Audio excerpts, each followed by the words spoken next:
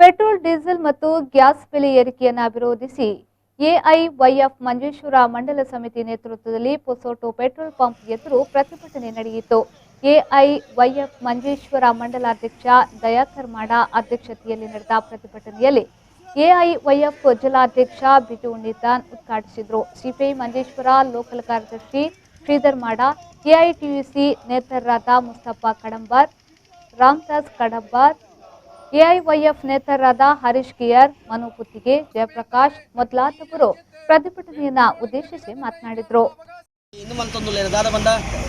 ಗ್ಯಾಸ್ಗೆ ದುಂಬು 2014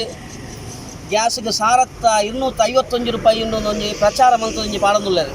ಯಾಂಕ್ಲೆಗ್ ಏರಿಯಾಗಳಿಗೆ ಗೊತ್ತಿದ್ದು ಅಂಚಿನಂಜಿ ರೇಟ್ ಮೂಲೊಂಜಿ ಆತನ ಮನದ ಅವು ಕಮರ್ಷಿಯಲ್ ಗ್ಯಾಸ್ ಆದಕ್ಕೂ ನಮ್ಮ ಈ ಗ್ಯಾಸ್ ಅಂತ ಕಮರ್ಷಿಯಲ್ ಗ್ಯಾಸ್ಗೆ ಆ ಸಾರತ್ತ 251 ರೂಪಾಯಿ ಇತ್ತೆ ರಡ್ಡು ಸಾರತ್ತ 200 ಜಿಲ್ಲರ ಆತನ ಅವು ಒಂಜಿ ಸಾರ ಮುಟ್ಟ ಅವಕ್ಕೆ ಹೆಚ್ಚಾತನ